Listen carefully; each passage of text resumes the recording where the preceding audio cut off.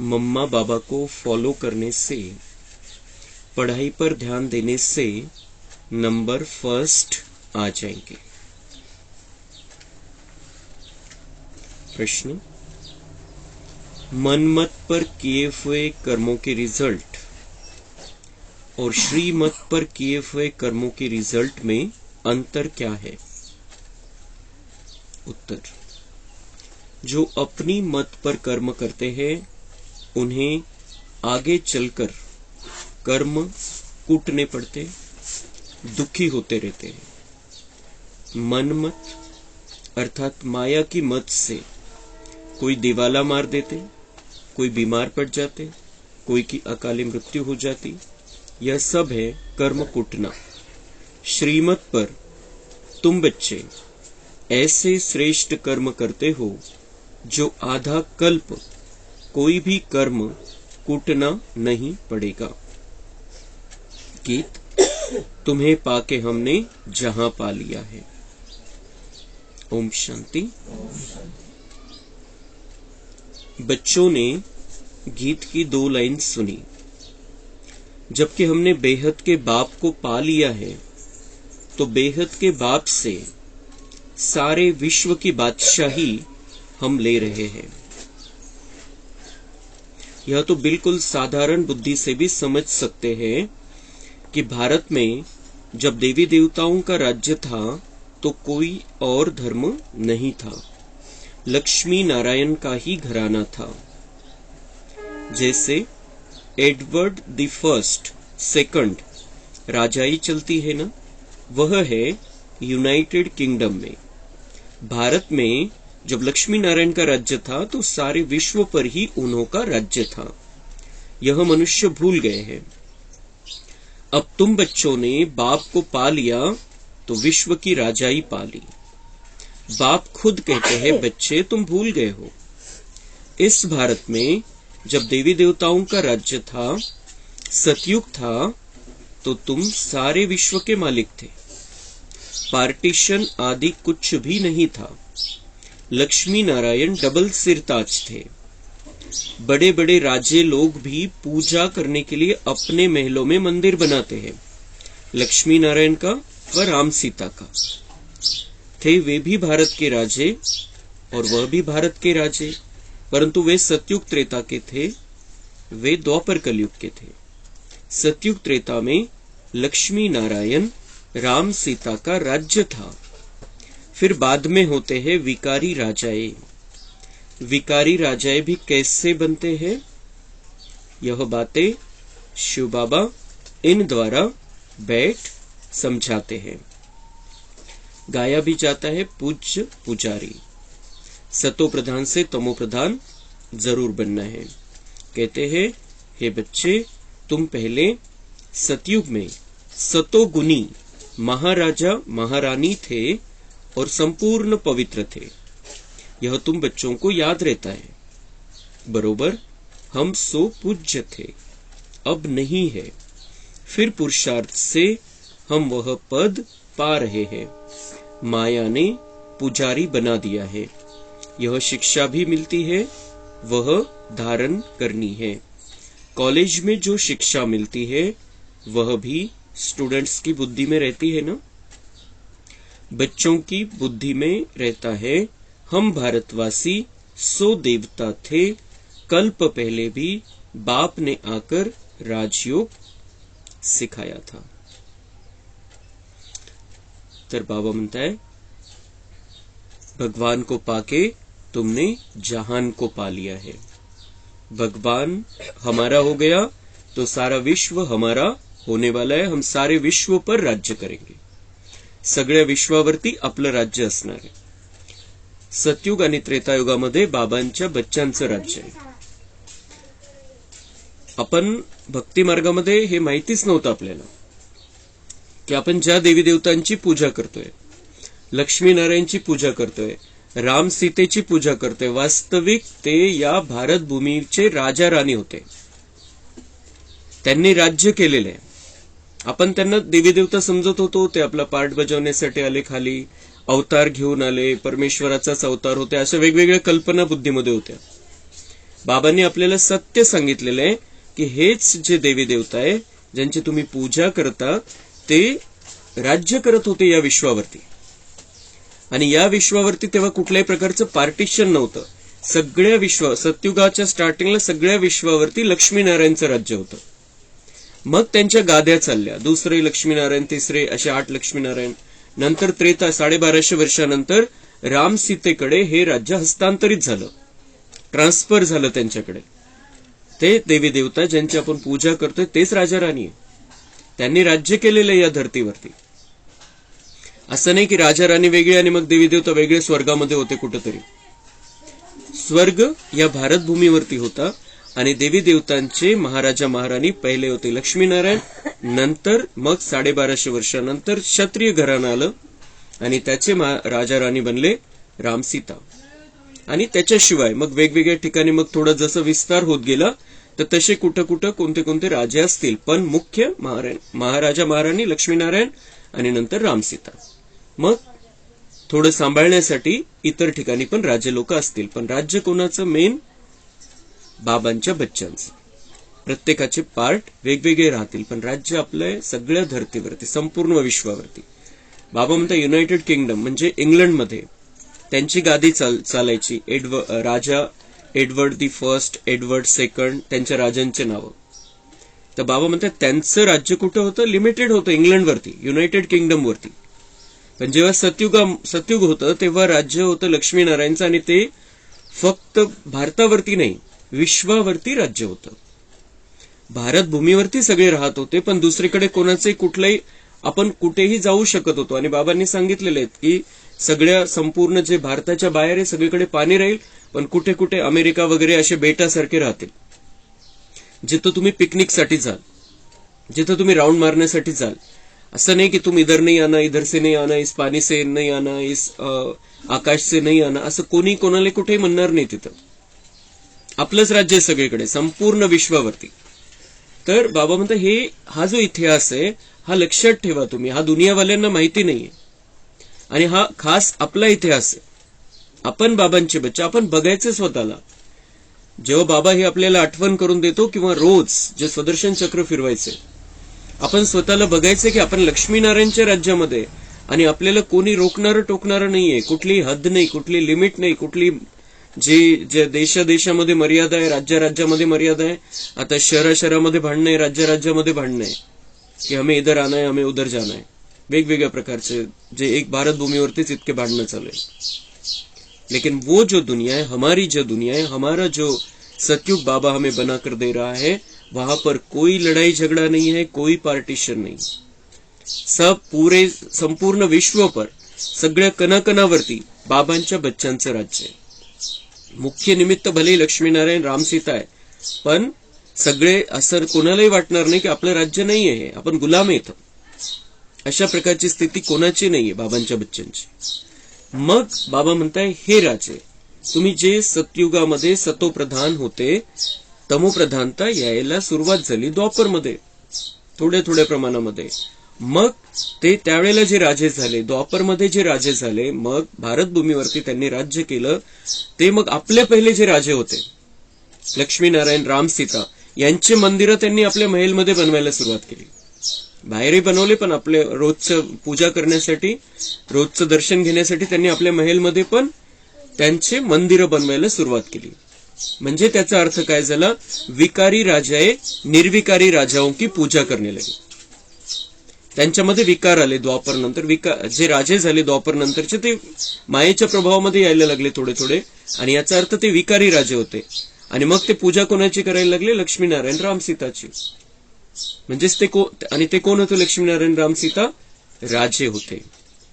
या धर्तीवरती त्यांनी राज्य केलेलं आहे. पण ते राजे कसे होते? दिव्य राजे होते. त्यांच्यामध्ये ती दिव्यता होती, ती श्रेष्ठता होती, कुठल्याही प्रकारचा विकार नव्हता, संपूर्ण निर्विकारी जीवन होतं, संपूर्ण अहिंसक होते, ते सर्व गुणांनी संपन्न असे होते. आणि म्हणून ते आपल्या आधी जे राजे होऊन गेले त्यांची पूजा करायला लागले. विकारी राजे, निर्विकारी राजांची पूजा करायला लागले. तर ही गोष्ट आपल्या बुद्धीमध्ये कधीच नव्हती, कधीच आली नाही, अजून दुनियावाल्यांच्या बुद्धीमध्ये नाही की इथं राज्य होतं लक्ष्मीनारायणचं आणि राम सीतेचं. ते राज्य करण्यासाठी या धर्तीवरती आले होते. असं नाही की त्यांनी अवतार घेतला, ते अवतार ते परमेश्वराचे अवतार म्हणून आले आणि मग त्यांनी असं असं केलं, मग त्यांच्यासोबत त्या कहाण्या जोडल्या गेल्या उलट्या पालट्या काही पण. लेकिन वो राज्य करने का उनका पार्ट था, उस हिसाब से वो नीचे आए थे. फिर नीचे आए तो नीचे ही रह गए, नीचे आए नीचे ही रह गए. वो राजाए जो पहले जन्म में राजा थे, फिर बदल बदल बदल के अलग अलग जन्म लेके आज लास्ट जन्म में है, लास्ट जन्म में है. और फिर हर संगम युग में बाबा आकर फिर से ऐसे देवता रूप वाले राजा बनात आहे. देवत्व ज्यांच्यामध्ये असे राजे संगम युगामध्ये बाबा तयार करतो.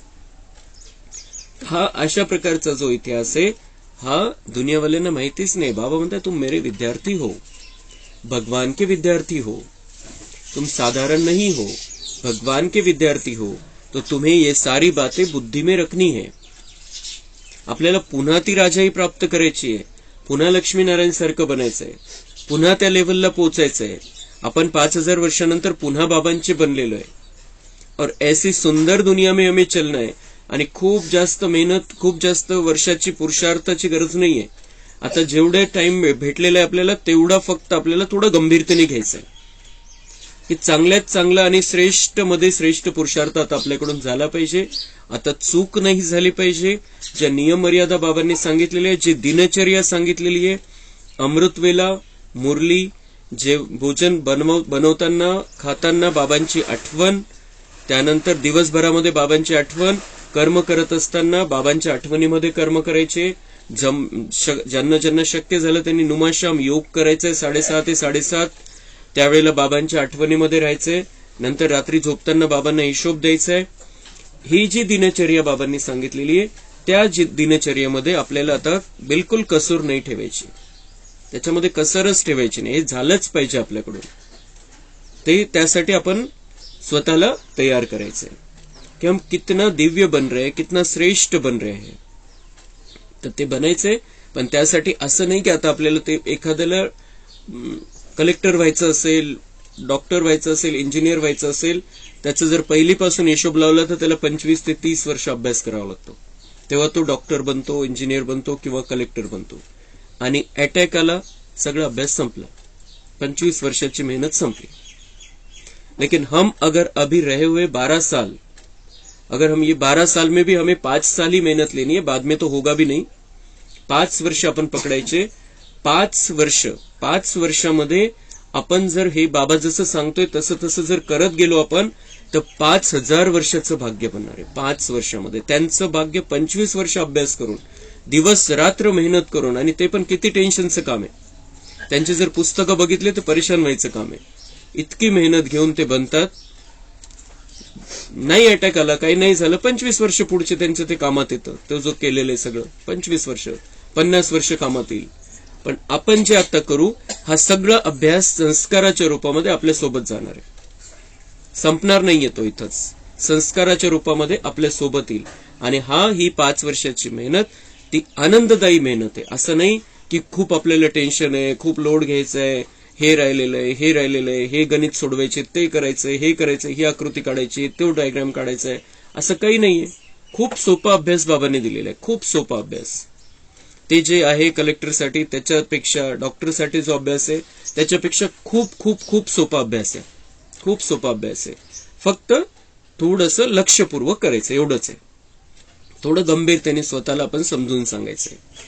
आणि जे बाबांचे बच्चे आपले जे कमजोर झालेले असतील, ढिल्ले असतील, अलबेले असतील पुरुषार्थामध्ये, त्यांनाही सावधान करायचं. जसं बाबांनी सांगितलं आपल्याला 8 दिवसापूर्वी, सावधान करते रहो सबको सावधान करो. आणि मग आपण आपलं भाग्य बनवता बनवता दुसऱ्यांचं भाग्य बनण्यासाठी पण त्यांना प्रेरणा द्यायची. त्यांचं भाग्य बनवण्यासाठी आपण निमित्त बनायचंय. तर आपलं अजूनही ऍडव्हान्समध्ये चांगल्या प्रकारचा पुरुषार्थ होत राहील. खूप चांगला पुरुषार्थ आपल्याला करून 5 वर्षाची मेहनत घेऊन 5000 वर्षाचं भाग्य बनवायचं आपल्याला. आणि आपण या 5 वर्षामध्ये दुनियेची बादशाही सुद्धा प्राप्त करू शकतो. अजूनही बाबांनी ते दरवाजे बंद केलेले नाहीये. अजूनही चान्स आहे आपल्याला लक्ष्मीनारायणच्या गादीवर बसण्याचा. अजूनही बाबांनी रिझल्ट आउट केलेला नाहीये. रिझल्ट डिक्लेअर झालेला नाही. जोपर्यंत रिझल्ट डिक्लेअर होत नाही तोपर्यंत प्रत्येकाला चान्स आहे. फक्त एक लक्ष्मीनारायण सोडला तर दुसरं कुठलेही रिझल्ट बाबांनी अजूनही डिक्लेअर केलेले नाहीये. त्यामुळे 5 वर्षाच्या मेहनतीमध्ये आपण विश्वाचे बादशाह आपण बनवू शकतो. आणि लक्ष जर तेवढं वरच्या लेवलचं ठेवू आपण, तर आपण कमीत कमी त्यांच्या घरामध्ये जन्म घेऊ. नाही त्यांच्या गादीवर बसणार तर घरामध्ये जन्म घेऊ, राजघराण्यामध्ये जन्म होईल. तर आपल्याला लक्ष तर श्रेष्ठ ठेवायचंय की मला बस लक्ष्मीनारायण सारखं बनायचंय. तर हे बाबा आपल्याला हे जे समजून सांगतो, हे जे शिकवतो, हे सगळं त्यासाठी, राजा बनवण्यासाठी. प्रजा, बाबांनी सांगितलं प्रजा बनवण्याचं तुम्ही टेन्शन घेऊ नका. प्रजा तो बन रही है, बन गई है. प्रजा बनने के लिए कोई मेहनत नहीं है. उनको कोई मुरली सुनकर उसको समझकर इतनी पढ़ाई नहीं करनी है. हा जो अभ्यास बाबा आपल्याला करायला लावतो तो खूप मोठं भाग्य बनवण्यासाठी. ते 7 दिवसावाले कोर्सवाले बाबांना थोडंसं ओळखणारे पण प्रजेमध्ये येऊन जाणारे, त्यांना कुठल्याही प्रकारची मेहनत नाही. त्यांना भाग्य तेवढं मिळवायचं नाही. त्यांना तिथं जाऊन चाकरी करायची, त्यांना तिथं जाऊन दासदासीचं पार्ट बजवायचंय, तर त्यांना नाही आवश्यक मुरलीचा अभ्यास करण्याची. आपल्याला का बाबा इतकं रोज रोज इतकं पक्क का करून घेतो? कारण बाबांची इच्छा है कि अपन राजा बनाओ. जो बाबा के महावाक्य सुनते हैं उनका बहुत ऊंचा, श्रेष्ठ और दिव्य भाग्य है. सुनना ये भी बहुत बड़ा भाग्य है, और उसको सुनकर उसको जीवन में अपनाना ये सौभाग्य का निर्माण करना है. अपने लिए पद्मा पदम भाग्य का निर्माण करना है. तर हे आपण लक्षात घ्यायचंय. बाबा जे शिकवतो, समजवतो, आपण असं समजायचं मला सांगतोय बाबा.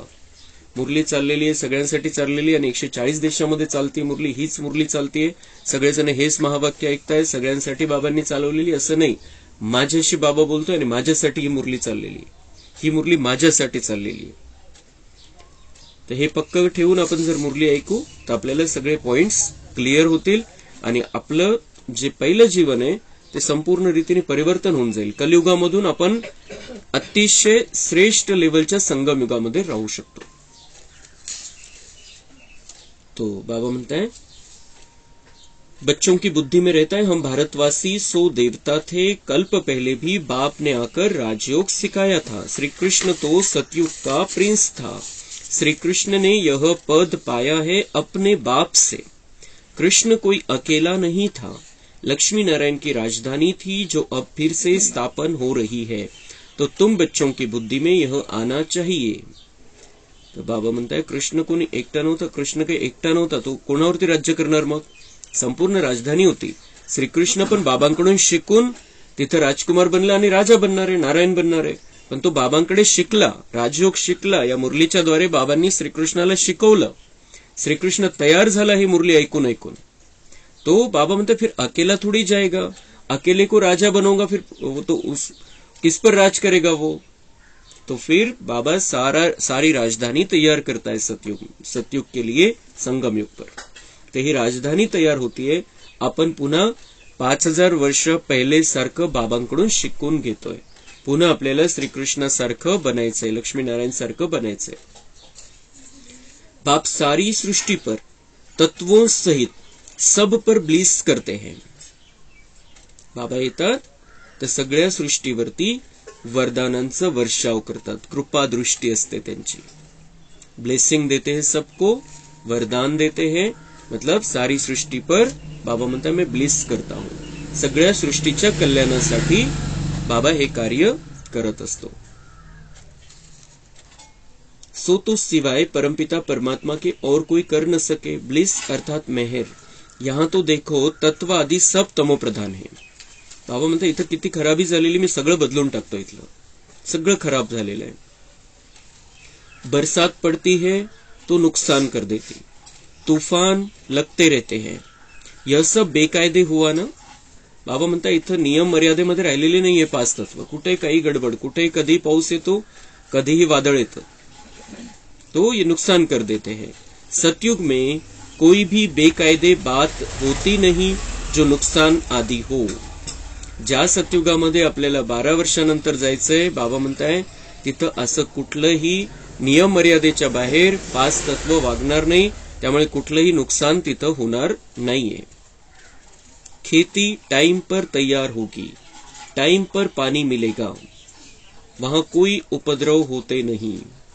बाबा म्हणतात तिथे शेती आहेच, फुलांची शेती आहे, फ्रुट्स असणार आहे तिथं. तिथं काही खूप जास्त नाहीये शेतीचा प्रकार, पण ते आहे जे आहे, जे खाद्यपदार्थ आहे ते लागणारच आहे, तर त्यासाठी शेती तर आहे. पण बाबा म्हणतात शेती तिथं वेळेवर तयार होईल, वेळेवर पाणी मिळेल, जेवढं पाहिजे तेवढं मिळेल, तिथं कुठल्याही प्रकारचं नुकसान नाहीये त्या दुनियेमध्ये. तो ये 12 साल के बाद ये सारा परिवर्तन होने वाला है और हम यहाँ के चक्कर में पड़े. स्वतःलाच विचारायचंय, आपण स्वतःला सांगायचंय की आपण का तयारी करत नाहीये तिथली. 12 वर्ष राहिले आता. यह माया के उपद्रव है जो दुखी करते हैं. माया का भी अर्थ मनुष्य नहीं जानते. अब तुम समझते हो बाप को कहा ही जाता है, परम पिता परमात्मा यानी परम आत्मा. बोलना भी ऐसे चाहिए एक्युरेट. परमपिता परमात्मा याचा अर्थ काय दुनियावाल्यांना सांगायचं आहे. परम आत्मा, वो आत्मा ही है लेकिन परम है. परमात्मा परम आत्मा, सर्वोच्च आत्मा है ती. बाप कहते हैं मैं तुमको ऐसे कर्म सिखलाता हूं जो तुमको कभी कर्म कूटने नहीं पड़ेंगे. कर्म कूटने नहीं पड़ेंगे म्हणजे कर्माचा हिशोब नाही द्यावा लागणार. ऐसे कर्म बाबा हमें संगम युग में सिखाता है. मनमत पर चलने से हर एक मनुष्य कर्म कूटता है ना. मनमत पर चलते हैं हम द्वापर से. द्वापर पासून मनमत चालू झाली. श्रीमतवर आपण जे मत बाबांनी आपल्याला दिलं होतं संगम युगामध्ये, ते सतयुग आणि त्रेतायुगामध्ये चाललेलं आहे. त्यानुसार आपण जीवन जगलेलो आहे. पण आपलं ते विसरून गेलो आपण. द्वापरमध्ये जेव्हा देहभान आला, जेव्हा आपण विसरलो की मैं आत्मा हूं, हे आपण विसरलो, तेव्हा देहभान आला आणि मग मनमतावर आपण कर्म करायला लागलो. हे सगळं विसरून गेलो आपण. जे संगम युगातल्या ज्ञानाचे संस्कार होते ते गेले, जायला लागले, जायला सुरुवात झाली आणि मनमत सुरू झाली. आणि मग बाबा म्हणताय वहां से फिर कर्म कूटना चालू हो गया, फिर कर्मों का हिसाब किताब चालू हो गया. बुखार खांसी हुई, यह भी कर्म भोग है. देवाला मारा, यह भी कर्मों को कूटना हुआ. आणि प्रत्येकासोबत हे काही ना काही तर होतच राहतं. कोणीच असं याच्यापासून वाचलेलं नाहीये. काही ना काही प्रॉब्लेम आहे, काही ना काही दुःख नाही, काही ना काही बिमारी आहे. कोणी निरोगी नाहीये या दुनियेमध्ये. याचं कारण बाबा म्हणते ये द्वापर से चालू हुआ तुम्हारा हिसाब, क्योंकि मन मत पर चलने लगे. तुमको बाप श्रेष्ठ कर्म सिखलाते हैं. जो भी जितना सीखेंगे उतना ऊंच पद स्वर्ग में पाएंगे. बाबा म्हणते आता मी शिकवतोय. आता तुम्हाला किती शिकायचंय ते तुमच्यावरती आहे. तुम्ही जितकं चांगलं शिकेल, बाबा म्हणतात त्याला सर्वोच्च पद मिळेल स्वर्गामध्ये. जसे शिकलंय आणि जसं जीवनामध्ये आणलेलं आहे त्याप्रमाणे त्याला पद प्राप्त होणार आहे. हाच हिशोब आहे, दुसरा कुठलाही हिशोब नाहीये. कोणावरती बाबांची स्पेशल मेहरबानी नाहीये. जैसे नाटक में कोई तो स्पेशल रिजर्व सीट लेते हैं, फिर नंबरवार सेकंड क्लास थर्ड क्लास होती है. अच्छे अच्छे आदमी नजदीक में सीट लेते हैं, तो पढ़ाई में भी नंबरवार होते हैं. बाप कहते मैं तुमको मालिक बनाने आया हूं, जितना जो पढ़ेगा. पढ़ाई बहुत सिंपल है, पढ़ाने वाला है निराकार. बाबा म्हणते तुम्हाला आता कुठली सीट रिझर्व करायची, कोणत्या लेवलला जायचं हे तुमच्यावरती आहे. पढ़ाई अभ्यास तर खूप सोपा आहे. आपल्याला फक्त जे दुसरं काही मनामध्ये असेल, जे बुद्धीमध्ये आपण भरून ठेवलेलं आहे, त्या सगळ्या गोष्टी बाहेर काढून टाकायच्या आता. आणि बाबा आपल्याला रोजची जी मुरली आहे तीच आपल्यासाठी भरपूर आहे. तिच्यानुसार आपण जीवनामध्ये परिवर्तन करत चालायचंय. या मुरलीच्या आधाराने जो मम्मांनी बाबांनी पुरुषार्थ केला, दादींनी पुरुषार्थ केला, फक्त रोजच्या मुरलीवरती त्यांचं अटेन्शन होतं, बाकी काहीच नाही. कुठल्याही गोष्टी त्यांनी बघितल्या नाही. आणि या रोजच्या मुरलीवरती अटेन्शन देऊन त्यांनी स्वतःला त्या राजाई लेवलला नेऊन पोहोचवलं. तो अभी बाबा म्हणते ये बहुत सिंपल है पढ़ाई, खूप सोपी आहे, खूप सोपा अभ्यास आहे. पण ते इतर गोष्टी बुद्धीमध्ये असतात म्हणून अवघड होऊन जातं. याच्यावरतीच लक्ष द्यायचंय. 100% बाबावरती निश्चय ठेवायचा आहे. बाबा जे सांगतोय ते 100% सत्य आणि माझ्या कल्याणासाठी आहे. हे जेव्हा आपल्या बुद्धीमध्ये राहील तेव्हा हे खूप सोपं वाटेल आपल्याला. और पढ़ाने वाला हे निराकार. कोणी देहधारी नाही शिकवत आहे आपल्याला. त्याच्यामध्ये त्याचं वेगळं काही येईल, त्याच्या संस्कारानुसार तो बोलेल. मुरली बाबांची आहे, जो निराकार आहे, जो इथल्या कुठल्याच बंधनामध्ये नाहीये, देहभानामध्ये नाहीये असा बाबा आपल्याला त्याची ही मुरली आहे, त्याचे हे महावाक्य आहे. तो पढ़ाने वाला है निराकार, उनका नाम व्यास व श्री कृष्ण आदि नहीं है. बाबा भगवान निराकार है, उसका नाम व्यास या श्री कृष्ण नहीं है. व्यास भगवान म्हणतात, श्री कृष्ण भगवान म्हणतात. तो ये सब उसके बच्चे हैं. हर एक का, व्यास का भी अपना पार्ट है, श्री कृष्ण का भी अपना पार्ट है, लेकिन पढ़ाने का जो पार्ट है वो भगवान का है, शिव बाबा का है. उन सबके तो चित्र है, उन सबके तो चित्र आहे. व्यास असो श्रीकृष्ण असो, बाबा म्हणते उनके चित्र आहे, म्हणजे त्यांना शरीर आहे त्यांचं. ब्रह्मा का भी चित्र है, श्री कृष्ण का भी चित्र है, सूक्ष्म व स्थूल चित्र है, तो उनको भगवान नहीं कह सकते. बाबा म्हणते ज्याला आपलं शरीर आहे, हाडामासाचं असू द्या किंवा फरिश्ता शरीर, ब्रह्मा विष्णू शंकर, फरिश्ता शरीर, आकारी शरीर असं असू द्या, उसको भगवान नहीं कह सकते. तो परमेश्वर जो आहे, शिव बाबा जो आहे, त्याला हाडामासाचं पण शरीर नाही आणि दुसरं ते फरिश्ता शरीर पण नाही, लाईटचं आकारी शरीर पण नाही, आणि म्हणून तो भगवान आहे. बाकी सगळे मग त्या कुठल्या ना कुठल्या बंधनामध्ये. भगवान एक ही है जिसको शिव कहते हैं. भल मंदिर कितने भी है परंतु नाम असूल एक ही है, वह कभी बदल नहीं सकता. बाबा म्हणते माझे कितीतरी मंदिर बनवलेले आणि त्याला वेगवेगळे नावं दिलेले, पण माझं ओरिजिनल नाव शिव आहे. बाकी त्यांनी नावं वेगवेगळे ठेवलेले, ते कर्तव्यवाचक किंवा त्याची महिमा करण्यासाठी ते नावं दिलेले, पण माझं नाव शिव आहे. माझे त्यांनी वेगवेगळ्या प्रकारे वेगवेगळ्या नावानी मंदिरं बनवलेले. ज्योतिर्लिंगम. वह है निराकार परमपिता परमात्मा. यह किसने कहा? निराकार आत्मा कहती है कि परमपिता परमात्मा परमधाम में रहते हैं. हम आत्मा उनकी संतान है, हम भी वहां से आए हैं पाठ बजाने. अब एक एक एक्टर की बायोग्राफी तो नहीं बताएंगे, मुख्य की ही बताई जाते. मग बाबा म्हणताय तुम्ही पाठ बजावण्यासाठी आलेले इथं परमधामवरून, मी आलेलो आहे. आता हे नाटक चाललेलं आहे सगळं. मग आता तुम्हाला समजवण्यासाठी जे मुख्य त्यांचे मी चरित्र सांगतो. आता सगळ्यांचं कसं सांगू मी? सगळे इतके सगळे आत्मीय पृथ्वीवरती, प्रत्येकाचा पार्ट कसं सांगणार? म्हणून एक प्रातिनिधिक रूपामध्ये तुम्हाला लक्षात यावं म्हणून मी हे उदाहरणं घेतलेली फक्त. सगळ्यांचे कसे सांगणार आणि तेवढं, आणि ते ऐकून काय फायदा आहे? तो अब एक एक एक्टर की बायोग्राफी तो नहीं बताएंगे, मुख्य की ही बताई जाती है. यहाँ भी बड़े बड़े आदमियों की बायोग्राफी बताते हैं ना. अब सारी बेहद सृष्टि में ऊंच ते ऊंच मनुष्य कौन है? ड्रामा में ऊंच ते ऊंच पार्ट किसका है, यह भी समझना चाहिए. हम एक्टर्स को बाप बैठ समझाते हैं, हम एक्टर्स को बाप बैठ समझाते हैं. किती सुंदर गोष्ट आहे. हम एक्टर्स हैं, आपण या नाटकामध्ये काम करणारे कलाकार आहे. 5000 वर्षाचं नाटक आहे. आता समजा त्या पिक्चरची शूटिंग व्हायची असेल, नाटक करायचं असेल स्टेजवरती, तर जो तो नाटकाचा निर्माता दिग्दर्शक असतो तो बसून मग त्यांना त्यांचे पार्ट समजून सांगतो. त्यांना सांगतो असं करायचंय, असं करायचंय, असं करायचंय. वेगवेगळे ज्यांचे पार्ट असतील ते समजून सांगतो. बाबा आपण या नाटकामध्ये काम करतोय, बाबांना माहिती आपला पार्ट किती मोठा आहे, देवी देवतांचा आपला पार्ट आहे, तर आपल्याला त्या हिशोबाने बाबा समजून सांगतोय की तुम्हाला तो पार्ट तिथं जाऊन बजावायचा आहे. देवता म्हणून राहायचंय 2500 वर्ष, तर तुम्हाला इथं त्याची प्रॅक्टिस करायची आहे. इथं ती शूटिंग करून घ्यायची चांगल्या प्रकारे, आणि मग एकदा रेकॉर्ड झालं की मग ते ऑटोमॅटिक तिथं चालणार. तिथं कुठली मेहनत नाही, इथं शूटिंग व्हायची. आणि म्हणून तो इथंच डायरेक्शन देतो आपल्याला की तुम्हाला असं असं करायचंय तिथं, तर तसा तुम्ही इथंच वागायला सुरुवात करा. तसे संस्कार तुम्ही आपल्यामध्ये इथंच आणा. क्रिएटर डायरेक्टर बाप ही है. निर्माता आणि दिग्दर्शक या नाटकाचा बाबाचे, कारण तो संगमयुगामध्ये येऊन ही सगळी सेटिंग करत असतो. शिवबाबा डायरेक्शन देते हैं ब्रह्मा को कि तुमको देवी देवता धर्म की स्थापना करनी है.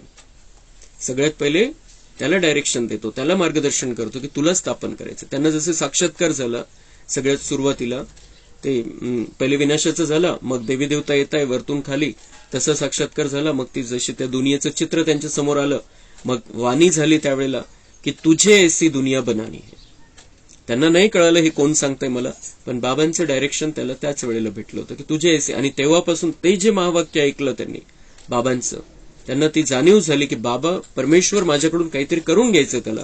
आणि मग त्यांना वैराग्य आले, मग त्यांनी तो त्यांचा धंदा बंद केला आणि सगळे ईश्वरीय कार्य तेव्हापासून त्यांचं सुरू झालं. तो सबसे पहले शिव बाबा ने डायरेक्शन दिया ब्रह्मा को कि अब तुम्हारा ये पार्ट चालू हुआ. तो मग अजून काय, बाबा म्हणतात शिवबाबा डायरेक्शन देते ब्रह्मा को कि तुमको देवी देवता धर्म की स्थापना करनी है. स्थापना कर, फिर तुमको जाकर पालना करनी है. मग तुला ही स्थापना तर करायचीच आहे, पण पालना पण करायची. मग पालना कशी करायची ते पण शिकावं लागेल.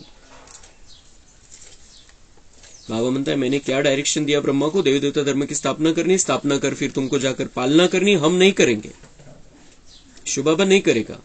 ये ब्रह्मा को स्थापना करनी है यहां पर ब्रह्मा के रूप में, और वहां लक्ष्मी नारायण के रूप में दुनिया की पालना करनी है. शिव बाबा नहीं करेगा.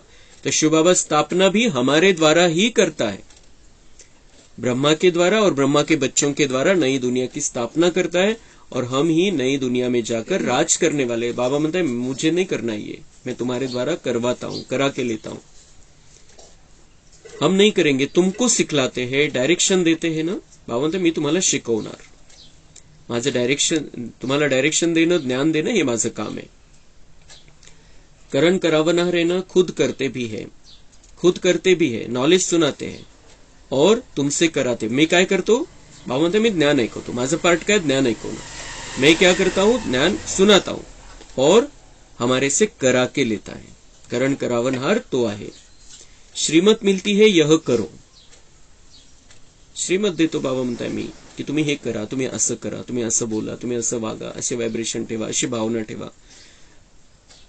पुरुषार्थासाठी श्रीमत वेगवेगळ्या प्रकारची, कोणतं कसं योग करायचं आहे, कशी धारणा करायची, कशी सेवा करायची, हे सगळे डायरेक्शन बाबा आपल्याला देतो, श्रीमत देतो त्याची.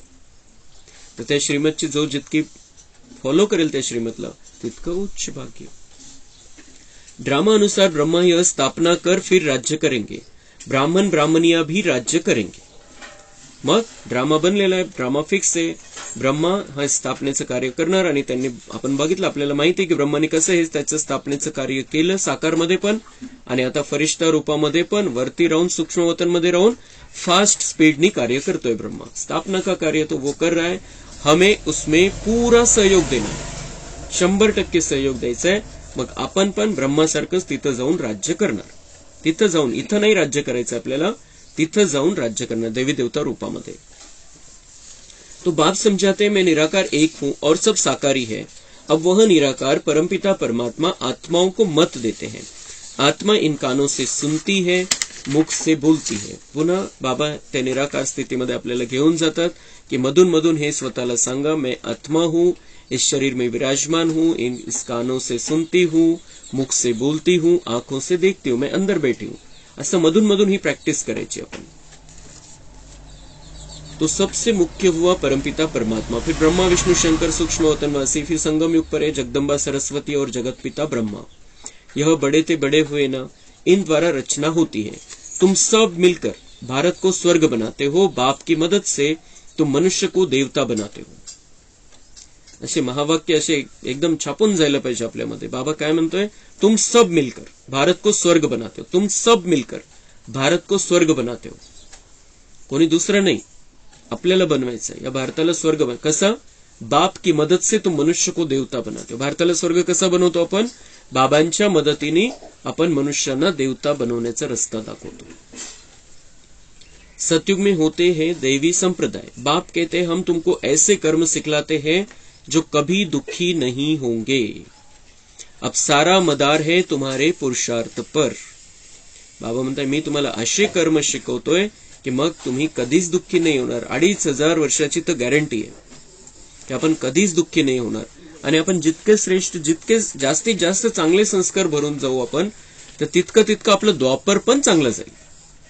आणि कलियुगामध्ये थोडे थोडे प्रत्येक जन्माचे काही ना काही राहिलेले असतील, ते कर्माचा हिशोब, तर तो आपले 2-4 जन्म, कलियुगामध्ये 2-4 जन्म आपल्याला फेडावं लागेल असं पकडायचं आपण.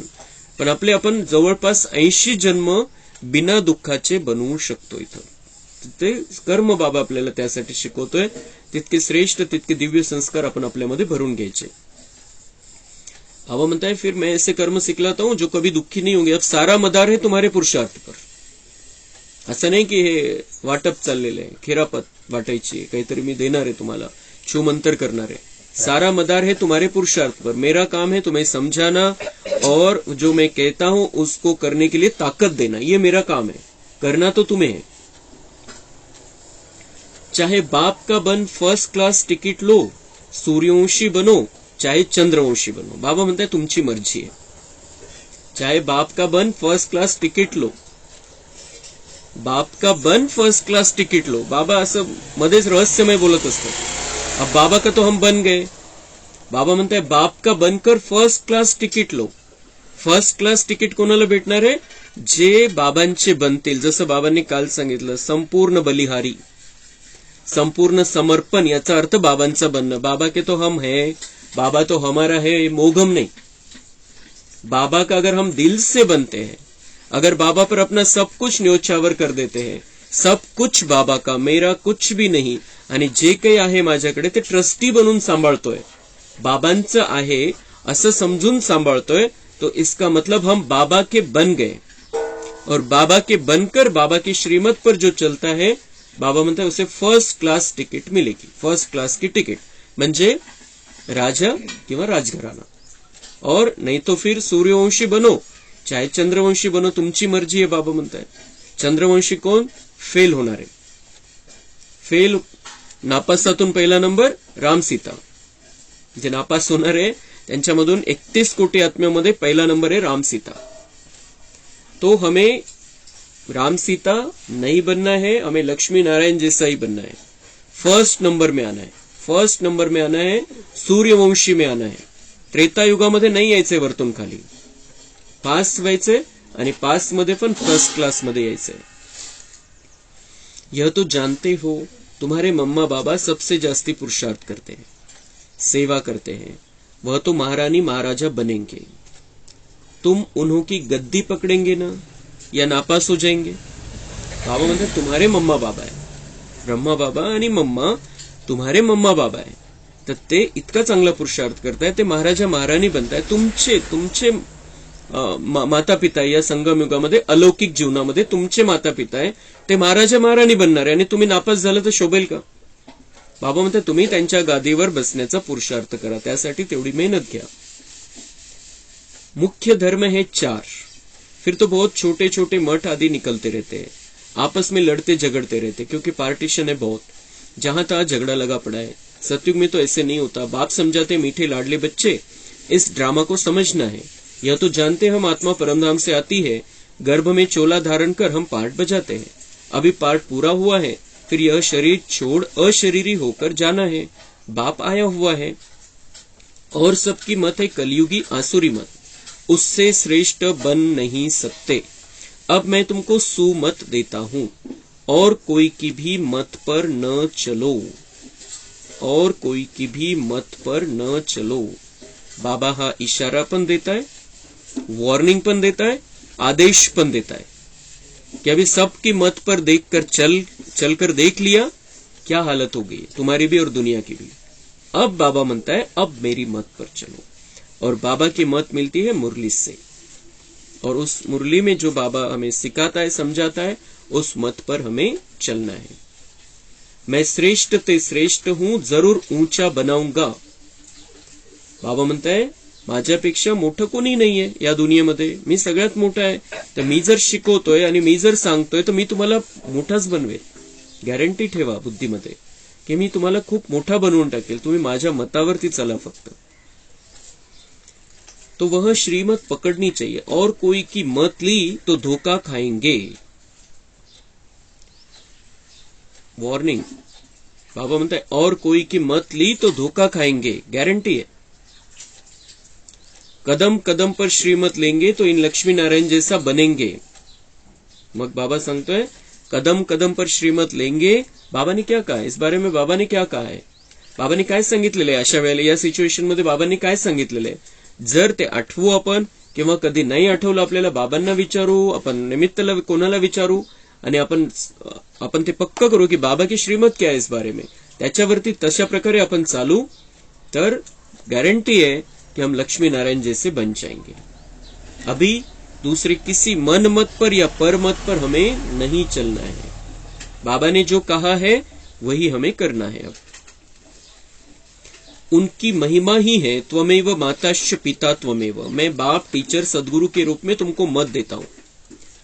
बाबा म्हणताय सर्वोच्च पिता, सर्वोच्च शिक्षक आणि सर्वोच्च सद्गुरूच्या रूपामध्ये मी तुम्हाला माझी मत देतोय. अब भगवान मत दे रहा है, हमें नहीं सुनना है तो हमारी मर्जी है, जबरदस्ती किसी को भी नहीं है. लेकिन बाबा समझाता है कि मेरी मत पर चलने में तुम्हारा कल्याण है, और वो भी अभी के लिए कल्याण नाही, वर्तमान काळाचं कल्याण नाही. वर्तमान काळामध्ये तो होईलच कल्याण, आपल्याला आनंद मिळेल, खुशी मिळेल बाबांचं ऐकल्यामुळे, पण भविष्य 5000 वर्षाचं कल्याण. तो मैं बाप, टीचर, सदगुरु के रूप में तुमको मत देता हूं, जिससे तुम ऐसे लक्ष्मी नारायण समान बनते हो. इतकी सुंदर मत मी तुम्हाला देतोय. लक्ष्मी नारायण कोणत्या मतावरती चालून लक्ष्मी नारायण बनणार आहे? ही मुरलीमध्ये जे बाबांनी मत दिलं होतं त्यावेळेला दुसऱ्या या अव्यक्त मुरल्या पण नाही चालल्या, कोणते क्लासेस पण नाही होते त्यांच्यासाठी. बाबांची मुरली फक्त, ही जे साकार मुरल्या 69च्या पहिले चाललेल्या, त्या मुरलीमध्ये जे बाबांनी मत दिलेलं आहे ते मत ऐकूनच हे लक्ष्मीनारायण पदापर्यंत पोहोचलेले. ते खूप खूप मोठी श्रीमत आहे बाबांच्या मुरलीमध्ये, आणि आपल्याला लक्ष्मीनारायण बनवणारं हे बाबांचं शिकवण आहे. त्यामुळे खूप अटेन्शन, खूप लक्ष द्यायचंय, आणि सगळ्यात जास्त महत्व आपल्याला आता मुरलीला द्यायचंय.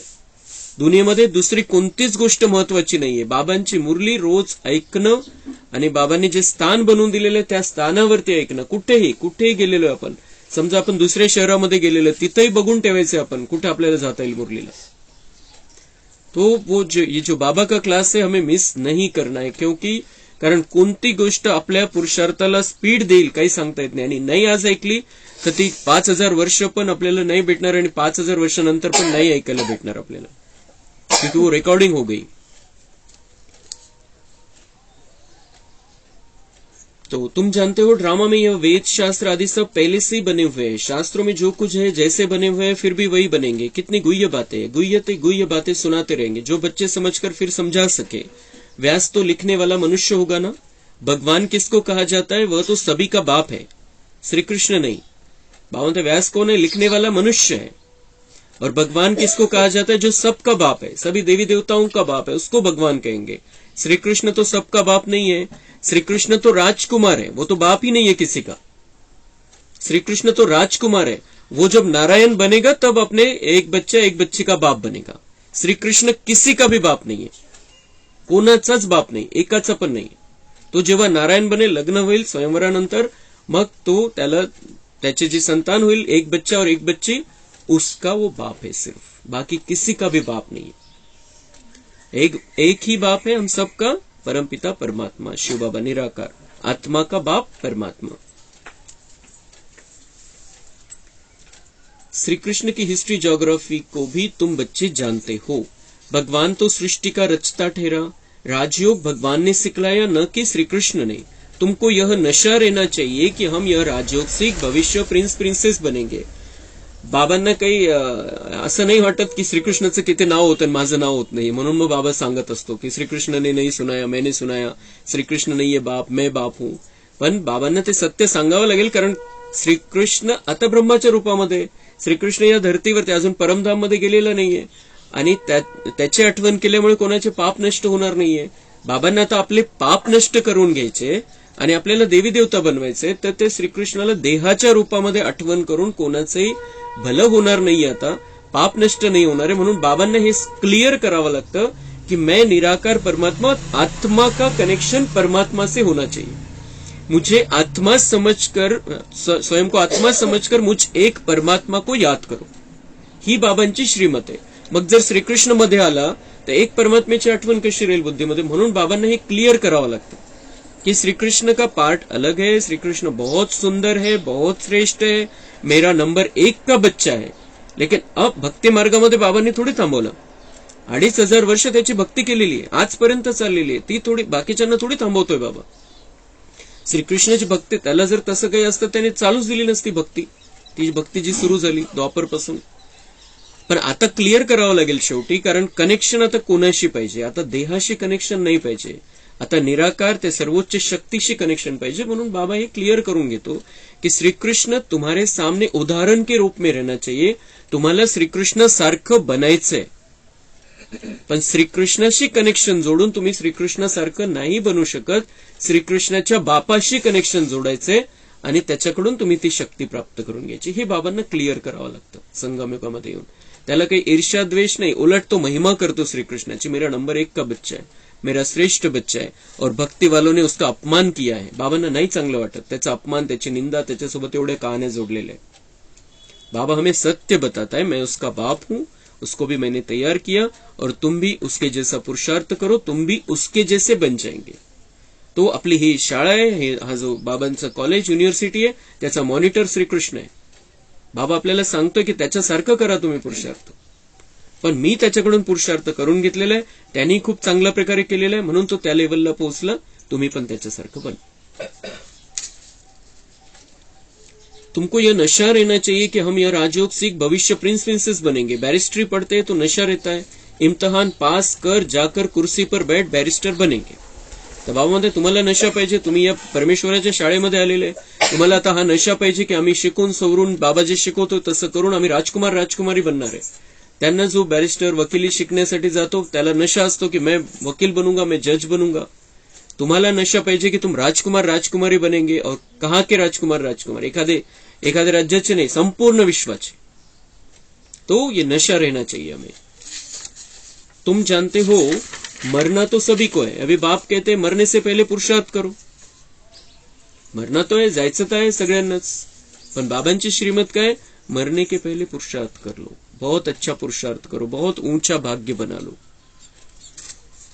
इस समय सिर्फ तुम्हारी प्रीत है मेरे साथ. कौरवों की विपरीत बुद्धि थी और पांडवों की प्रीत बुद्धि थी, तो प्रीत बुद्धि वालों की स्थापना और विपरीत बुद्धि वालों का विनाश हुआ. यह है पढ़ाई.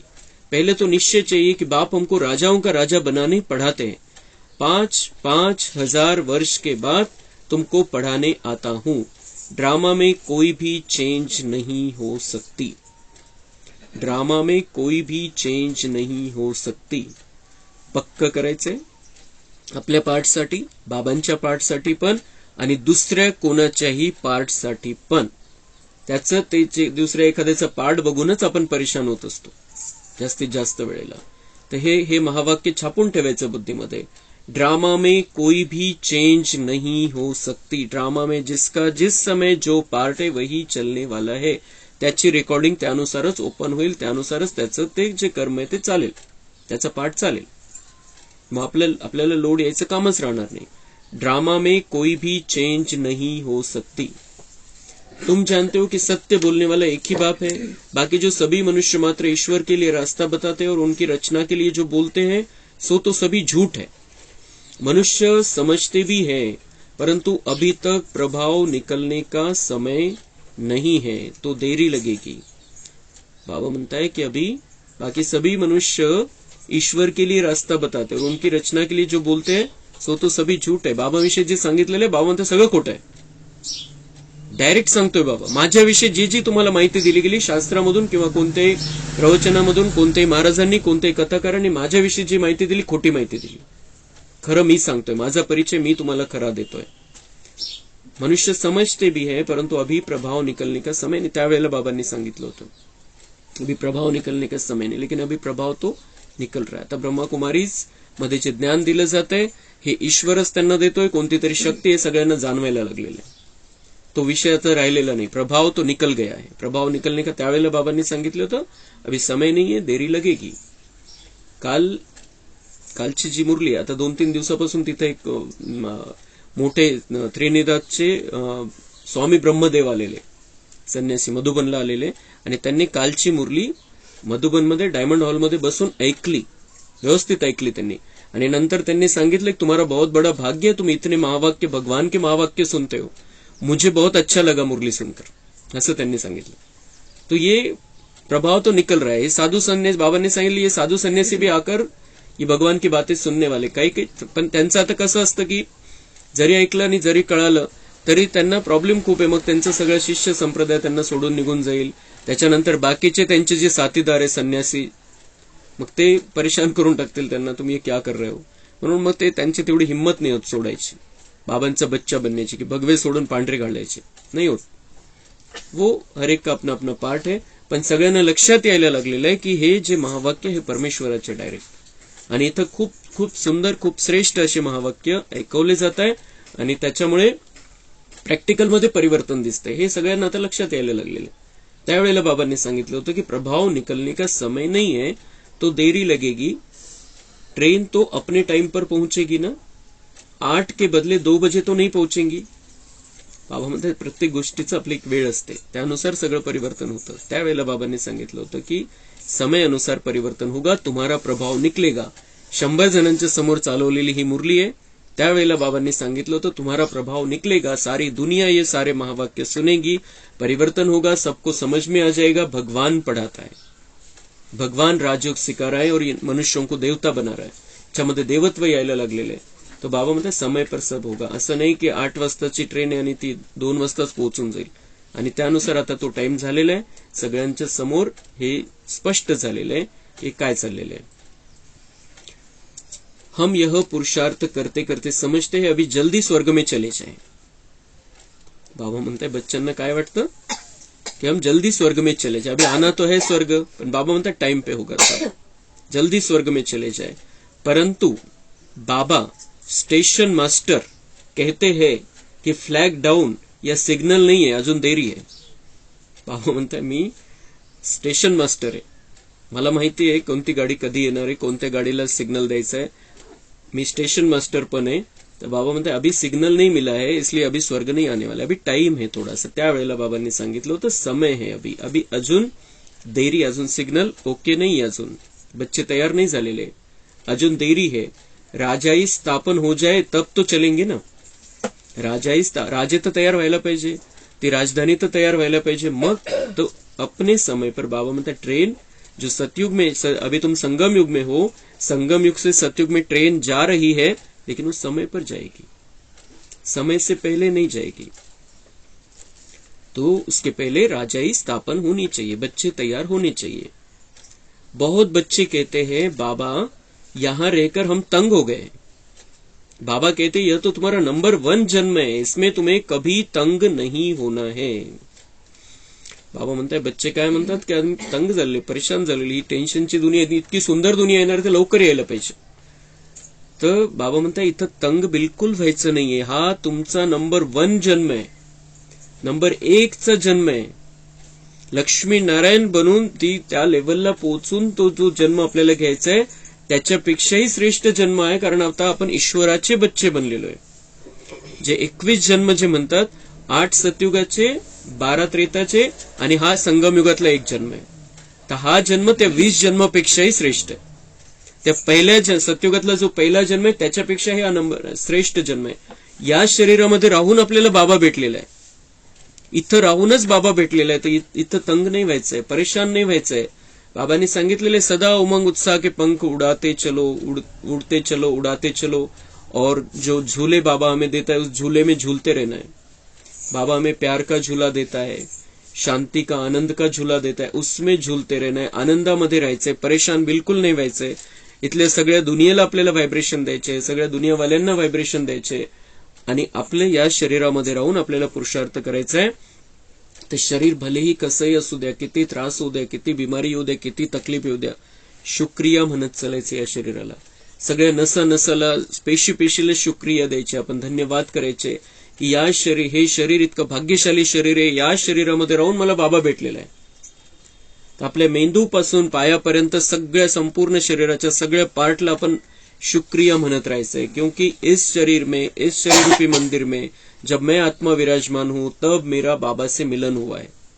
तर म्हणून कारण तंग कशामुळे होतो, शरीरामुळे तंग होतो सगळ्यात पहिले, तर मग मित्रसंबंधी नातेवाईकामुळे तंग होतो आपण. तर सगळ्यांची सेवा करण्यासाठी आपण इथं आहे, आणि दुनियामध्ये व्हायब्रेशन आहे, तर ते व्हायब्रेशन बदलण्यासाठी बाबांनी आपल्याला इथं ठेवलेलं आहे. तो तंग नहीं होना, ये नंबर 1 जन्म है, और इसी जन्म के आधार से हमारे 5000 वर्ष अच्छे होने वाले हैं. 2500 साल तक मंदिरों में हमारी पूजा होने वाली है. म्हणून हे जितकं चालेल तितकं चांगलं आहे. आता तर वेळ, आणि त्याच्या वेळेवर तर ते येणारच आहे, संगमयुग जाऊन सतयुग येईलच, त्या वेळेवरती तर ते सगळं होणार आहे. पण त्याच्या पहिले आपल्याला सगळं पुरुषार्थ करून घ्यायचंय, तयार 100% व्हायचंय, परफेक्ट बनायचंय, बाबांशी बोलत राहायचंय, बाबांच्या सारखं आपल्याला बनायचंय. अच्छा, मीठे मीठे सिके लधे रूहानी बच्चों प्रति माता पिता बाप दादा का याद प्यार और गुड मॉर्निंग। रूहानी बाप की रूहानी बच्चों को नमस्ते। हम रूहानी बच्चों की रूहानी बाप दादा को याद प्यार गुड मॉर्निंग नमस्ते। वहां बाबा वहां, शुक्रिया बाबा शुक्रिया। धारणा के लिए मुख्य सार है, इस विनाश काल में एक बाप से सच्ची प्रीत रखनी है, सदा इसी नशे में रहना है कि हम राजयोग सीख भविष्य प्रिंस प्रिंसेस बनेंगे। योग बल से सारे विश्व को पावन बनाने की सेवा करनी है। इस नंबर 1 जन्म से कभी भी तंग नहीं होना है। वरदान, स्नेह और भावना के बंधन में भगवान को भी बांधने वाले गायन योग्य भव। भक्ति मार्ग में गायन है कि गोपियों ने भगवान को भी बंधन में बांध दिया। यह है स्नेह और भावना का बंधन, जो चरित्र रूप में गाया जाता है। तर बाबा म्हणतात, स्नेह आणि भावनेमध्ये तुम्ही बांधलं मला, आणि त्याची यादगार त्यांनी भक्ती मार्गामध्ये गोपींनी श्रीकृष्णाला बांधून ठेवला असं दाखवलेलं है। प्यार के बंधन में उसको बांध लिया ऐसे दिखाया है। लेकिन ये स्नेह और भावना का बंधन है, उसमें हम बाबा को बांध देते हैं। बाबा भी हमारे बंधन में बंध जाता है संगम युग में, पण कसं? स्नेह आणि भावनेच्या आधाराने। आप बच्चे इस समय बेहद के कल्प वृक्ष में स्नेह और भावना की रस्सी से बाप को भी बांध देते हो। पाहून ये बेहद का कल्प वृक्ष, आणि या बेहदच्या कल्प वृक्षामध्ये तुमच्याकडे रस्सी कोणती आहे? स्नेह आणि भावना। त्या रस्सीमध्ये तुम्ही मला पण बांधून टाकता संगम युगामध्ये। तो उसको बांध लेना है, हमें उसको अपने प्यार में बांध लेना है। इसका ही गायन भक्ति मार्ग में चलता है। बाप फिर इसके रिटर्न में स्नेह और भावना की दोनों रस्सियों को दिल तख्त का आसन दे झूला बनाए बच्चों को दे देते हैं। इसी झूले में सदा झूलते रहो। मग बाबा म्हणतात, तुमचा स्नेह आणि भावना आहे, तर मी या तुमच्या स्नेह आणि भावनाला रस्सी बनवून टाकतो, त्या रस्सी बनवून तुम्हाला देऊन टाकतो आणि तुम्ही झुल्यामध्ये झुलत राहा। स्नेह और भावना के झूले में हमें झूलना है, बाबा से बहुत प्यार करना है, बहुत प्यार की भावना, बहुत स्नेह बाबा के साथ हमें रखना है, क्योंकि बाबा हमारे लिए आया और 5000 साल नहीं मिलने वाला है। और इतना सुंदर बाबा, इतना प्यारा बाबा, सत्यम शिवम सुंदरम हमें फिर से नहीं मिलने वाला है। हम गाते रहेंगे, सिर्फ पुकारते रहेंगे उसको, लेकिन वो नहीं मिलने वाला है। अभी मिला है, उसको छोड़ना नहीं है, बांध कर रखना है। और आज तो अपने प्यार के बंधन में उसे नीचे भी बुलाना है हमें। आज दिवसभर आवाहन करत राहायचंय की बाबांनी मला भेटलंच पाहिजे, आता गुप्त रीतीने येऊन मला डायरेक्ट बाबांनी वरदान दिले पाहिजे, असं आपण त्याला बांधून टाकायचं। खूप प्रेम आणि भावना पाहिजे त्याच्यामध्ये। आज बाबा आएंगे शाम में और हम बहुत अच्छी रीति से उनके साथ मिलन मनाएंगे, लेकिन उसके पहले दिन भर उसका आवाहन करना है, प्यार और स्नेह के झूले में झूलते रहना है, बांध कर रखना है उसको अपने प्यार में। तर मग संध्याकाळी आपल्याला खूप सुंदर अनुभव बाबा करवू शकतो। स्लोगन, स्वयं को हर परिस्थिति में मोल्ड करने वाले ही सच्चे गोल्ड है। जशी परिस्थिती तशी ऍडजस्टमेंट आपल्याला करता आली पाहिजे। तर बाबा म्हणताय वो सच्चा सोना आहे। सोना कसं? जर 24 कॅरेट सोनं असेल, त्याच्यामध्ये कुठली भेसळ नाही, तर लवचिक असतो एकदम, आणि त्याच्यापासून कुठलाही दागिना बनवा, कसंही त्याला वाकडा तिकडं कसंही केलं, किती सुंदर दागिना त्याच्यापासून बनवू शकतो। पण त्याच्यामध्ये दुसरी भेसळ असेल तर तितका लवचिक नाही राहतो। तसं आपल्याला आता लवचिक बनायचंय, ऍडजस्टमेंट करायची आहे। काहीही असू द्या, परिस्थिती कशी असू द्या, व्यक्ती कशी असू द्या, आपल्याला बदलता त्याप्रमाणे ऍडजस्ट करता आलं पाहिजे। अच्छा, ओम शांति। कम बोलो, धीरे बोलो, मीठा बोलो, सत्य बोलो, सोच समझकर बोलो, दुआएं दो, दुआएं लो,